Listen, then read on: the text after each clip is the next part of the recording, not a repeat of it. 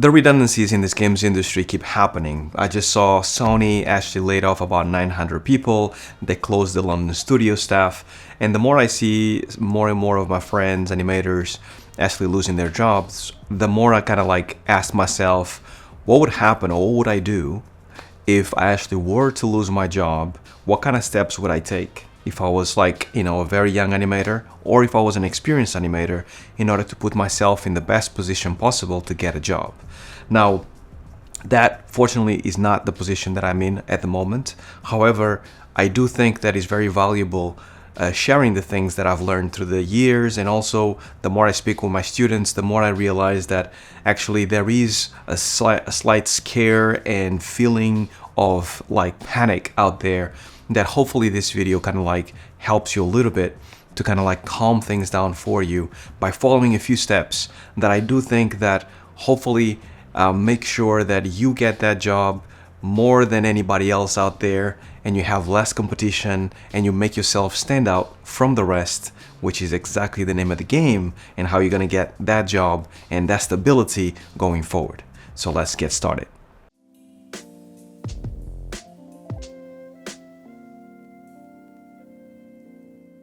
Welcome to another video, and I want to start this video by mentioning a book that I read many years ago, which I actually forgot the name, and is something that is annoying my brain because that book is incredibly influential. But it was over Audible. It was an audiobook. I was reading lots of audiobooks, and this book basically stated that you as an artist, the only way that you can actually make yourself stand out is by actually getting to the top of the food chain in a way that you become influential, your voice becomes something that people can actually listen to, and also because you are in this influential part of your career, and also because you got to the top of the food chain, it means that you have a better saying or a bigger saying in what goes on in that industry. Also with AI right now, it means that the more things get automated, the more like filtered the situation becomes when it comes to people up top actually get some saying in what you get to do. And I'm saying all this to actually kind of prepare you for what I'm about to say next when it comes to tips and tricks on how to stand out in the industry, because I do think that the more the less work and the less jobs there is in the industry, the more you have to stand out from the rest in order to be able to be hireable, for companies to really want you, for you to actually become unique and original, which I think is the name of the game as it is right now. Things will change and we will go back to how the industry was before, but at the moment is very much like the pool of jobs is smaller and there's more competition than ever for you to get a job. So you need to think in those same lines of like, you need to make yourself stand out from the rest in order to be able to actually get the job that everybody wants, right? So I'm going to break down this video into two parts. One for the inexperienced, I'm going to start with that, and then later on in the video I'll speak about the experienced animators. So let's start with the inexperienced animators. If I was not in the industry yet and I'm looking at the news and everything seems on fire and it seems like there's more competition than ever, where there was lots before, now there's more, and there's a problem, and oh my god, what am I going to do? How am I actually going to get a job where everybody seems to be losing their jobs? So here's a few tips. I actually wrote them down here to make sure that I don't forget in my trusty notebook. But I do think that the very first thing that you need to keep in mind right now is that if you were working in your showreel for quite a while and you were dragging your feet, either because you had a day job and you don't have a lot of time, or because you don't feel like it, or because you have a very busy social life, now is the time for you to finish your showreel. Things don't seem to be any better this year than they were last year. Most likely we might see the same thing throughout this year. Maybe there's another year, you don't know. But one thing that you can do for sure is make sure that you finish your showreel. Now is the time to do it. It's early 2024. There's a couple of periods that normally studios hire a lot. This is before summertime, and then after summertime there's lots of hiring. So if you actually kind of like get ready now, you'll be in a prime position to actually start sending your showreels everywhere, but you need to make sure that you finish, because art is obviously, to the eye of the beholder, can be finished or cannot. And you as an animator, if you're anything like me, you can be working in your showreel forever. right? It will never be perfect, but you need to get to a point that you get to say, this is good enough, and I need to start sending it to studios. Now, bear in mind, and I mentioned this in a couple of videos before, bear in mind that you have to think about your work and about your showreel at a super high level. So think about your dream studio, dream job, and then think how they would see your work. And then if you think that is good enough for them to, apply for a position on that studio, then it's going to be enough for every other studio that you apply. So think high, but at the same time, don't actually get bogged down by perfectionism, because perfectionism kind of like stifles progress. And you need to get away from that. You need to actually make sure that it's finished, it's good enough, I've done my best, now it's time to submit. Now, the second thing that I think you should do is do not focus on ticking the boxes of a certain studio or a certain, rule book that you read somewhere.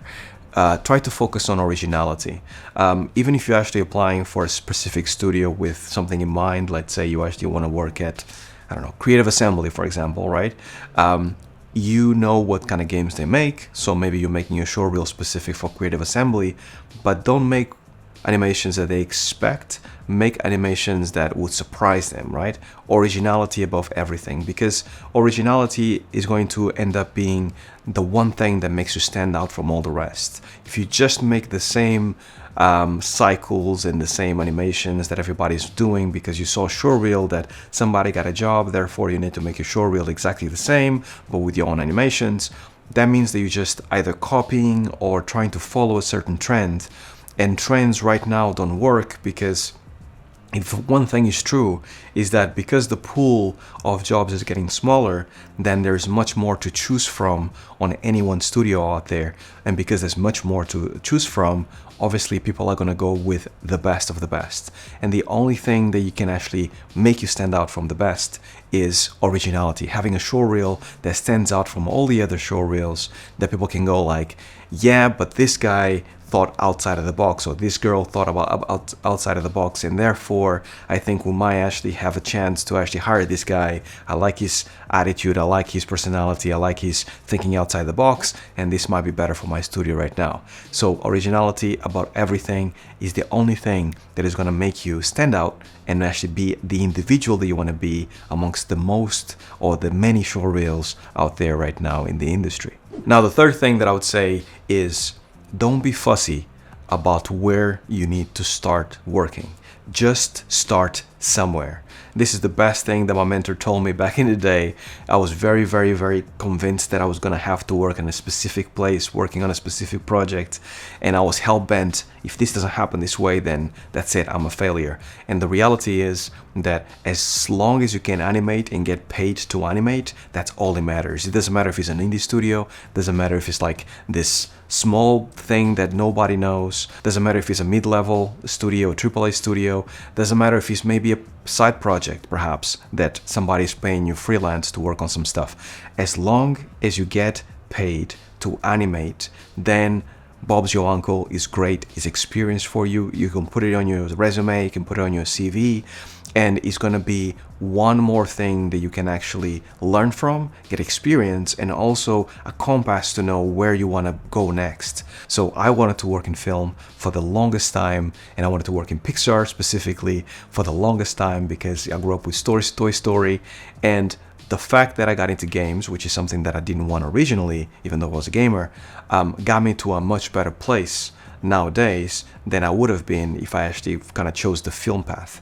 Nothing against anybody that works in film or works at Pixar, but I do think that like by me just starting got me to a much better place, because I kind of like destiny kind of like chose the path and I embraced it and I love it now, and I wouldn't have it any other way. And it might be the same thing for you. So don't be fussy, just get started. Now, there might be a chance that you have an amazing showreel that is original and you're not fussy, and yet all the places that you actually are kind of like going and submitting and trying your best, nobody's picking it up.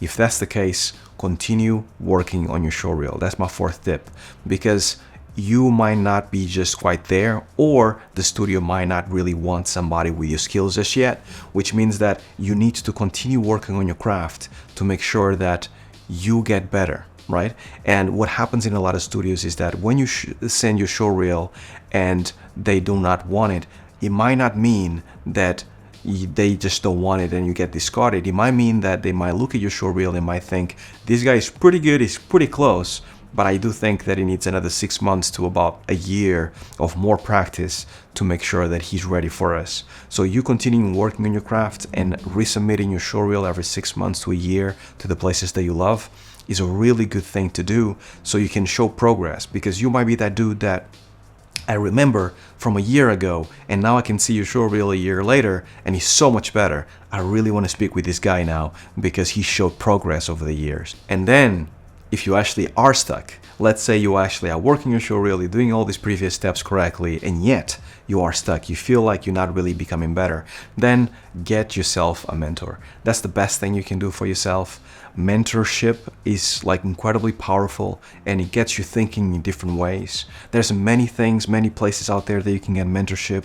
I would highly recommend Agora Animation and Agora Schools. They have a mentorship, many animators that are incredibly experienced in this industry, both VFX and games and film, and they can give you lots of tips on how to better your animation and how to think about your animations in a different way. I also have AAA Academy, which is basically this YouTube channel, also started by a good friend of mine called Jerome. He's a really good mentor, and he has like a little class that he does that actually can review your shots if you upload some stuff to them. You have the usual animation mentors, Animate, really cool as well. Once again, you get a mentor, you get some tips and tricks on how to actually kind of think slightly different. And obviously you can actually join my mentorship, link down below, but there's many options that you have, and having a mentor really makes you kind of like your brain just like think in different ways, which might be just the little push that you needed for you to then start getting the jobs that you thought you couldn't get before, right? Now, if you are very early on in your journey as an animator and you feel like there's so much that you need to learn, then perhaps before you get a mentor, start learning from courses. There's many courses, animation courses out there that you should actually follow, and I'll leave some links down below with some animation courses that you should follow. But following an animation course step by step as you go through different videos and different tutorials helps you to kind of like understand a certain workflow. All you need to get started is to understand one type of animation workflow. You will most likely, as you grow as an animator, change your workflow to actually basically meet your own personal demands. Every animator works slightly different, but you kind of need to actually at least learn one and understand one from beginning to end, so you know what it takes to actually reference and then polish and then finish your shot in a certain amount of time. Now, that was it, all the tips that I had for the inexperienced animators that are trying to get into the industry and perhaps are panicking a little bit about the state of the industry. Now, for all my fellow experienced animators that are out there that unfortunately they actually, lost their jobs or are looking for a job, a few tips from me that I've learned over the years that hopefully can help you in your journey.